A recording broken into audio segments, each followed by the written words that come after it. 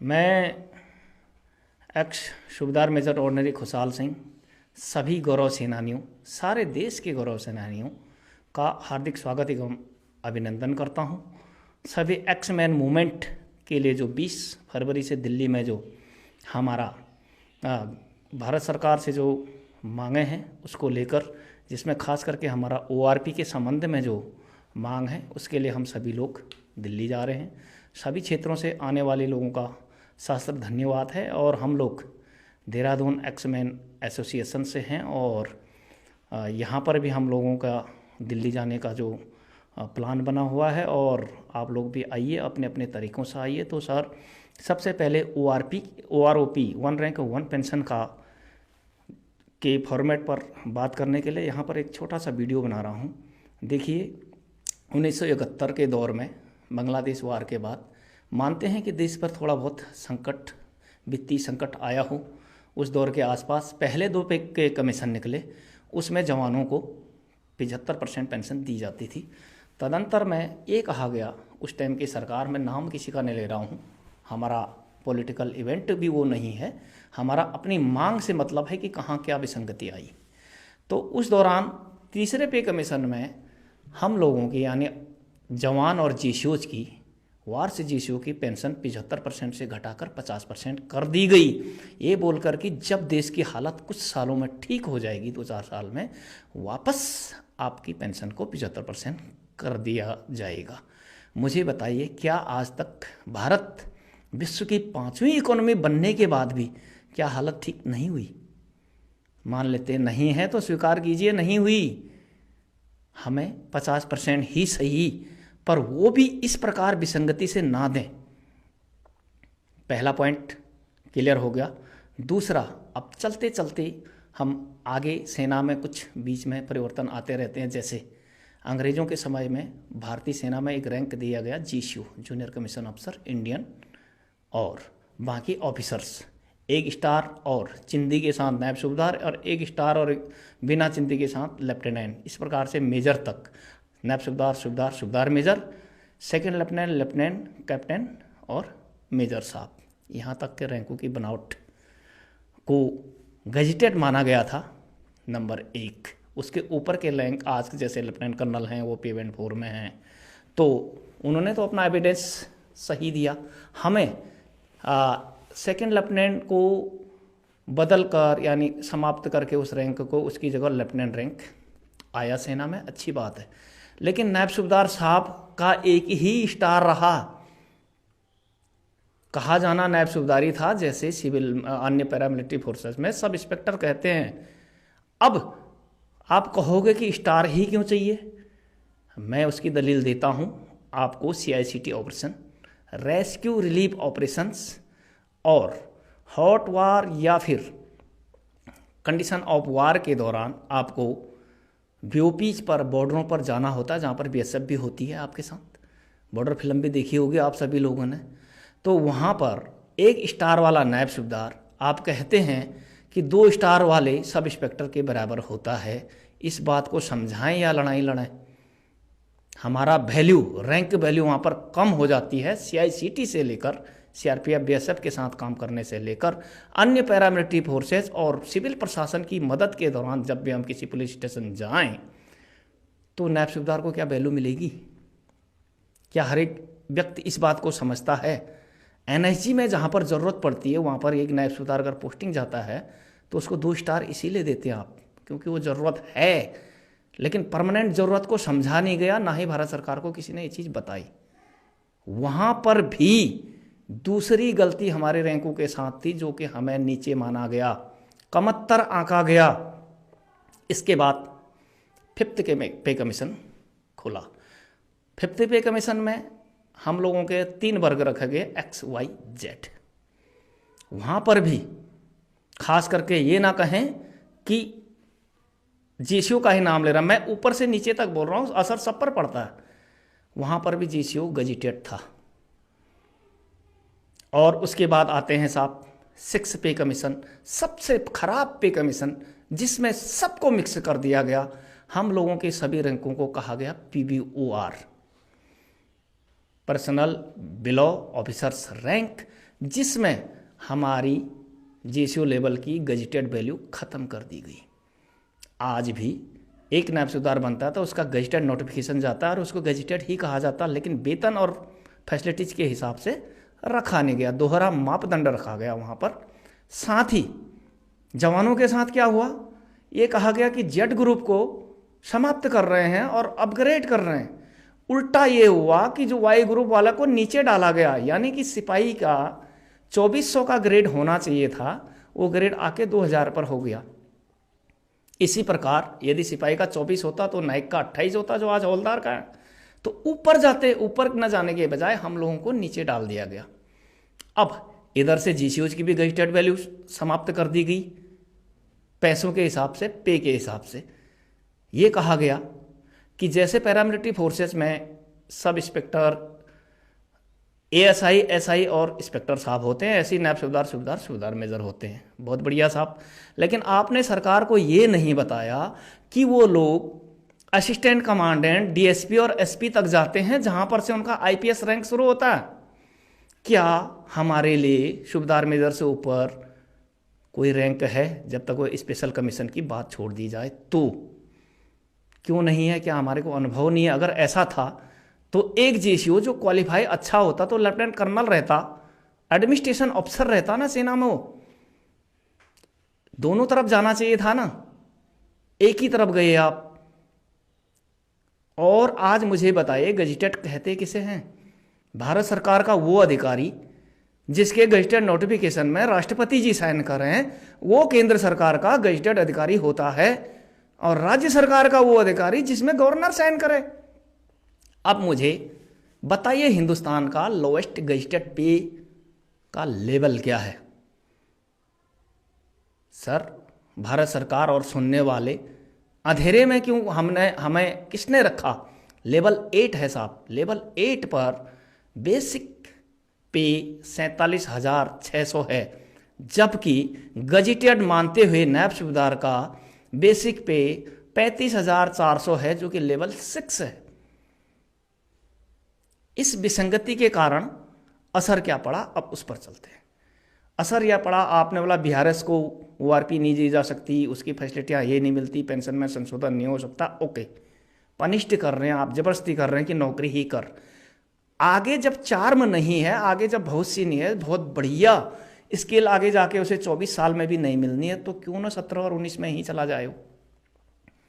अब मुझे बताइए, यदि नायब सूबेदार को उसकी वैल्यू पर रखा जाता, 4200 की जगह उसका ग्रेड अगर 4800 होता, 47,600 जिसमें केवल एक ही रैंक है सूबेदार मेजर, वहां पर होता, तो क्या वो 24 साल नौकरी नहीं करता? क्यों जाता वो बीआरएस? फायदा हो रहा होता तो करता, पहली बात।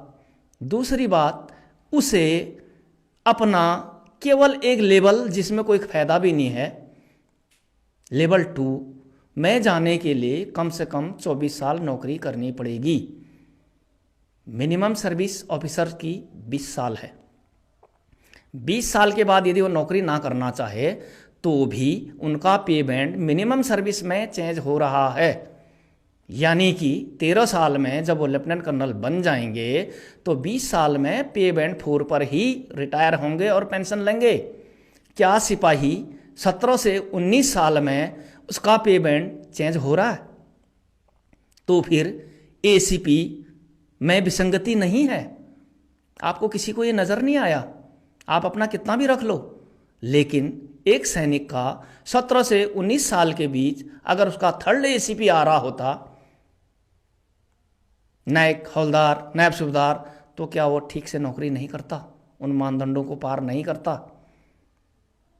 यहां पर भी हमें ठगा गया। कारण हमारा कोई भी प्रतिनिधि, जवान जेसीओ का प्रतिनिधि, ना तो पे कमीशन में उनको कोई सुनता है, होते हैं नहीं होते हैं, होते हैं तो क्या सुनवाई होती है, होते हैं तो क्या हमारे पास कभी फॉर्मेट आता है, क्या राय ली जाती, क्या सहमति ली जाती, क्या सिग्नेचर लिए जाते हैं कि हम इससे संतुष्ट हैं भी या नहीं? कौन उसमें सिग्नेचर करता, मुझे ये आज तक पता नहीं है, कभी पता नहीं चला कौन करता है अपने लिए। भारत सरकार का भी पूर्ण रूप से दोष नहीं है, ना ही आईएएस अफसरों का है। वो लोग क्या सिपाही की नौकरी से खड़े हुए हैं? हम सिपाही से शुरू होते हैं, सूबेदार तक 30-32 साल नौकरी करके रिटायर होने के बाद पूरे पूरे अनुभव के साथ कह रहे हैं कि कहाँ क्या विसंगति है और क्या होता है। अगली बात करें साहब एमएसपी की। एमएसपी, मिलिट्री सर्विस पे। मुझे ये बताइए, एक सेना में एक लड़ाकू सैनिक और सेना की बाकी ज़रूरतों को पूरा करने के लिए सबसे पहले उसे राशन अच्छी मिलनी चाहिए, एकोमोडेशन अच्छा मिलना चाहिए, और वो अच्छा भी है और दिन प्रतिदिन उसमें सुधार भी हो रहा है, नो डाउट। जो चीज़ ठीक है उसे ठीक बोला जाएगा। माइनर सा अंतर है अफसर के राशन या जवान के राशन या अदर फैसिलिटी में, वो पढ़ लिख के आए हैं, इतना तो मिलना भी चाहिए, वाजिब है, पर्याप्त न्यूट्रिशन मिलती है जवान को। दूसरा आता है इक्विपमेंट एंड क्लोथिंग, वो भी भेदभावपूर्ण नहीं है। ग्लेशियर में स्लीपिंग बैग ऑफिसर साहब को रसिया का और मेरे को मेड इन इंडिया का नहीं मिलता साहब, दोनों एक जैसे होते हैं, एक जैसे जूते होते हैं, एक जैसे कोट होते हैं, एक जैसे साधन होते हैं सर्दी और मौसमी हालतों से बचने के लिए, राशन पानी सभी कुछ अच्छा है, क्योंकि मिल के लड़ाई लड़नी है। तीसरा आता है ट्रेनिंग। ट्रेनिंग के कुछ मापदंड दोनों के लिए एक हैं। कैप्टन साहब के लिए बीपीटी 4.5 किलोमीटर, मेरे लिए 5 नहीं है, ना ही एज लिमिट के आधार पर एक्सीलेंट गुड सेटिस्फाइड है, सबके लिए इक्वल है, क्योंकि वो सेना की जरूरत है, होना भी चाहिए। तो फिर क्या एमएसपी एक जैसी नहीं होनी चाहिए? कोई भी बताए मुझे क्यों नहीं होनी चाहिए? क्या किसी माँ का लाडला बेटा सिपाही है और वो शहीद हो जाता है, क्या कम एमएसपी वाले को कम इज्जत दी जाए क्योंकि वो 5200 वाला ही तो है? क्या उसके माँ बाप कम रोते हैं उसके लिए? क्या वो अपने माँ बाप का प्यारा चहेता बच्चा नहीं है? क्या उसकी सामाजिक स्पिरिचुअल भावनाएं नहीं हैं? क्या उसने अपने दोस्त साथियों के साथ खेलने की उम्र में क्या वो सेना में गया नहीं है? क्या उसने अपनी भावनाओं का, अपने रिलेशनों का, अन्य सामाजिक गतिविधियों का त्याग नहीं किया है? मर जाना ही बलिदान होता है, या फिर अपनी आदतों का, भावनाओं का, अपने शरीर का, उस कष्ट का, उस हालतों में रहने का जज्बा और देश का साथ देना, क्या वो बलिदान नहीं है? क्या ये बलिदान नहीं था जो हमने 75% से 50% पेंशन एक्सेप्ट की, 25% छोड़ दी देश के लिए? क्या ये देश सेवा नहीं है? क्या ये देश की सेवा के लिए इकोनॉमी बेहतर नहीं है? चलिए छोड़ ही देते हैं, और छोड़ दिया मान लेते हैं। अब आते हैं आजकल के मूल विषय पर, ओआरपी पर। ओआरओपी किसे कहा जाए? नंबर 1, ओआरपी उसे कहा जाए उन व्यक्तियों के लिए लागू हो जो 38 साल यानी कि 17 से 19 साल सिपाही की नौकरी और उसका भर्ती होने का मिनिमम पीरियड 18 साल, जोड़ लीजिए कितना होता है, लगभग 35 से शुरू, यानी जो 18 में ही हो जाएगा, और तो 50 साल तक सूबेदार साहब, जीसीओ साहब, एक ही रैंक है सूबेदार मेजर, जो अगर लास्ट 30वें साल में बनता है तो वो 4 साल और करेगा। एक पलटन में एक ही होता है साहब, बहुत कम।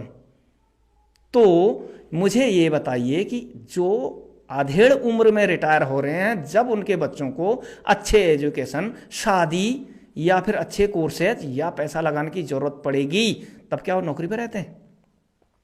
कितने लोगों के बच्चे हैं जो रिटायर होने से पहले ही नौकरी पर लग जाते हैं? खर्चा अब बड़ा है, जरूरतें अब बड़ी हैं, अब हम रिटायर भी हो चुके हैं, ये मान करके तो भारत सरकार ओआरओपी कर रही होगी ना। दूसरा, क्या ओआरओपी उनके लिए है जो सिविल प्रशासनिक लोगों की तरह 60 साल में रिटायर होते हैं? 55 से 60 कहिए, चलो मान लेते हैं। तो फिर रेलवे को, पोस्टल को या सेंट्रल गवर्नमेंट की अन्य फोर्सों को भी क्या ओआरपी मिलेगी? क्या मिलनी चाहिए? क्या पैरामिलिट्री फोर्सेस जो 60 साल नौकरी करते वो भी ओआरपी की मांग करेंगे? मुझे बताइए, ओआरपी का आधार क्या है? आधार यही तो है कि कम उम्र में रिटायर होना। यदि कम उम्र में रिटायर होने वाले व्यक्तियों को मिलना चाहिए था तो मिला किसे? फायदा किसे पहुंचा और क्यों? ये अगला सवाल बनता है। इन सभी विषयों को लेकर हर व्यक्ति वहां पर जब दिल्ली जंतर मंतर जाएंगे तो जब मुझे भी बोलने का मौका नहीं मिलेगा, लेकिन हम अपने अध्यक्ष, सभी स्टेटों के अध्यक्ष, राष्ट्रीय अध्यक्षों तक अपना कंक्लूजन, नैरेटिव मैंने बता दिया, कंक्लूजन क्या पहुंचा नहीं सकते? हाँ, पहुंचा सकते हैं।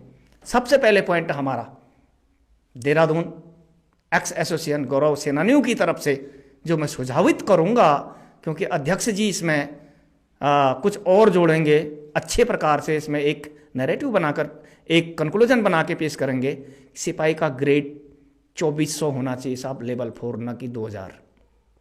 नंबर 2, सेना में रहते नायब सूबेदार को भी 2 स्टार मिलें, कहा उसे नायब सूबेदार ही जाए, ताकि सिविल प्रशासनिक मदद और CICT से लेकर बॉर्डर पर काम करना आसान हो।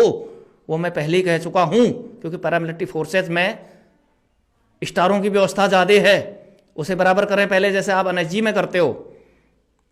तीसरा, ACP, थर्ड ACP सिपाही की मिनिमम सर्विस के अंदर अंदर मिले, जैसे 19 साल 17+2 मान लेते हैं, चलिए 2 और करेगा ना, नहीं जाएगा रिटायर, भारत सरकार पर बोझ भी नहीं पड़ेगा। ऑन सर्विस के बजाय रिटायर बढ़ते जा रहे हैं, कहते हैं ना आप एक तरफ। रोकने का तरीका बता रहा हूं, रुकेगा वो। आगे जो मैं कहना चाह रहा हूं, तो गजेटेड लेवल, जो एक नायब सूबेदार को गजेटेड लेवल 8 मिलना चाहिए, वो जरूर और जरूर मिलना चाहिए, नहीं तो सिपाही से लेकर जेशो तक कोई बेनिफिट नहीं है। इसलिए नहीं है कि वो जरूर जरूर जरूर उस मिलिट्री सर्विस का इंतजार करेगा जहां उसे ये फायदा मिले। जब वो गजेटेड होगा 47,600 के रेंज में आएगा, तभी तो उसकी पेंशन में कोई फर्क पड़ेगा, तभी तो वो 24 साल तक आपका साथ देगा साहब, उतने इंक्रीजमेंट लेगा। 24-26 साल करेगा तो काफ़ी बढ़िया उसकी पेंशन हो जाएगी, तब दर दर नहीं भटकना पड़ेगा। आप कहते हो रिटायर क्यों ले रहा है, BRS क्यों ले रहा है, उसे 10 साल बाद का भी अनुभव है। रैंक छोटा है मान लिया, बुद्धि तो छोटी नहीं है। अपने बारे में सोचना, पैसे की इकोनॉमी का आंकड़ा लगाना, अनुमान लगाना क्या गलत है? इसलिए जा रहा है वो BRS, फिर बहुत कम हो जाएगा, सबको फायदा होगा सिपाही से लेकर जेसीओ तक, इसलिए कह रहा हूं। और ये मेरा संवैधानिक अधिकार है, या भारत सरकार घोषणा करे कि ये रैंक नॉन गजेटेड है। क्यों फॉर्मेलिटी करते हैं? हेड साहब की पहले 6 महीने पहले डॉक्यूमेंट मांग रहे हैं, सर्टिफिकेट मांग रहे हैं, हाई स्कूल इंटर के जो हमारे, उसके बाद गजेटेड नोटिफिकेशन हमारा जा रहा है, फिर गजेटेड नोटिफिकेशन आने के बाद पूरी प्रक्रिया के बाद हमें स्टार पहनाए जा रहे हैं। क्या ऐसा होता नहीं है? ऐसा ही होता है। अगर ऐसा है तो फिर हम लेवल 8 के बजाय लेवल 6 में क्यों हैं? और अगला पॉइंट, इक्वल MSP, जिसका मैं पहले भी नैरेटिव और अपनी दलील दे चुका हूं। आखिरी और ब्रह्मास्त्र जिसे कहा जाए OROP का, वो है पेंशन फिक्सेशन। कोई विशेष रैंक कहां शुरू हो और कहां बंद हो, ये क्लियर होना चाहिए। लास्ट पे जिसे कहते हैं, कोई 25 साल में जेशो बन रहा, कोई BC में बन रहा, लेकिन पेंशन किस बेसिक पर दी जाए, भारत सरकार उस बेसिक को पहले फिक्स करे कि एक सिपाही का, एक हवलदार जी का, एक जेसीओ का लास्ट बेसिक ये है, वो उसके 50% पर पेंशन चला जाएगा। ये हम सबको मंजूर होगा। 25% छोड़ देते हैं मेरी तरफ से, बाकियों की मैं नहीं जानता, ये मेरा सुझावित है। और इसके बाद आपको हर 5 साल में बार बार इस MSP को रिवीजन करने की जरूरत, रिवाइज करने की जरूरत नहीं पड़ेगी। इस OROP को रिवाइज करने की जरूरत ही नहीं पड़ेगी। क्यों? क्योंकि पे कमीशन खुले ना खुले वो बात की बात है, लेकिन होता तो 10 साल के लिए है। 10 साल का लास्ट पेंशन फिक्सेशन एक ही हो जाएगा, उसके 50% पर सब पेंशन लेंगे, तो विसंगति कहां से आई? सब बराबरी पर तो गए जब तक अगली कोई घोषणा नहीं हुई। इसलिए सबसे अच्छा विकल्प ORP का है पेंशन फिक्सेशन, और उसके साथ ये सारे विकल्प जो विसंगतियां हैं जिसकी वजह से आज हम बहुत नीचे चले गए हैं, कारण बता दिया गया है। हमारे वहां पर हमारी बात रखने वाले होते कौन है? बड़े अधिकारी, वो अपना देखेंगे, जिनकी संख्या 3% है। 97% लोगों की बात नहीं सुनी गई। हम भी तो इस देश के नागरिक हैं, और भारत सरकार से गुजारिश है कि वो हमारी मांगों पर विचार करे और जल्द से जल्द सैनिकों की इन मांगों को पूरा करे, और सभी एक्समैन ग्रुप को से मेरा रिक्वेस्ट है कि इस वीडियो को ज़्यादा से ज़्यादा लाइक शेयर करें और लोगों में फैलाएं और अपने राष्ट्राध्यक्षों जो आपकी पैरवी करने जंतर मंतर जा रहे हैं उन तक इन सभी सुझावों को पहुंचाए, ताकि बहुत बलपूर्वक स्ट्रांगली भारत सरकार के समक्ष हमारी मांगों को रखा जाए।